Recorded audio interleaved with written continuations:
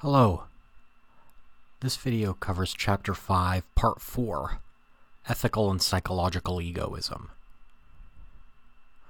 Now, the definition of ethical egoism is that the morally right act for any particular situation is the act that will most greatly benefit oneself.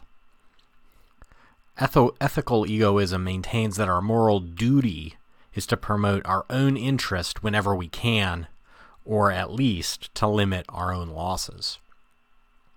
So, a note on this. Although this view may seem absurdly selfish, notice that it doesn't say that our actions must always be self-centered. For example, as long as an act benefits me, it's fine and falls within ethical egoism, even if that act also benefits other people. For example, there are many situations when helping others is in our best interest. Ethical egoism can also require us to sacrifice our immediate interests in favor of our long-term interests. So if the best thing for me to do in my own best interest is to sacrifice my immediate interests in favor of my long-term interests, then that is the thing that I should do. So sort of a catchphrase for ethical egoism might be only do good to others so that they will do even more good for you.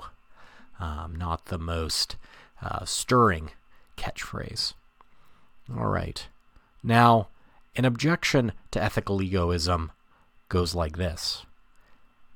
As humans, having relationships seems to be in our own best interest, so egoists ought to pursue these kinds of relationships. Yet, love and friendship require a commitment to value another person to the point of sacrificing our own interests for the other person's welfare. But egoists can't sacrificially commit themselves to the welfare of others, since their sole duty is to promote their own interests.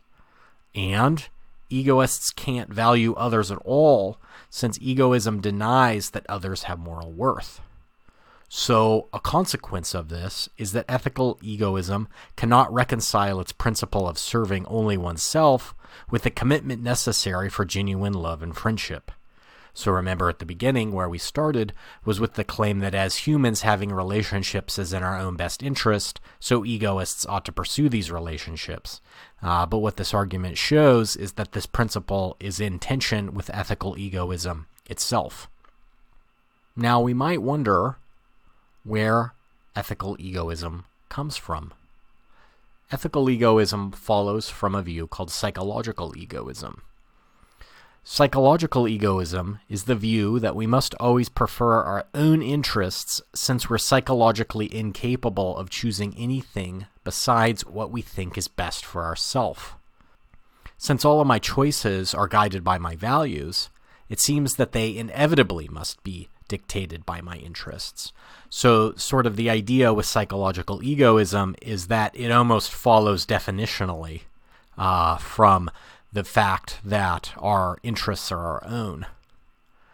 But even when I appear to choose against my interests by telling the truth to my detriment, for example, or stepping into danger to save my friend, in these situations I can't help but make those choices for self-centered reasons. This is the view of ethical egoism.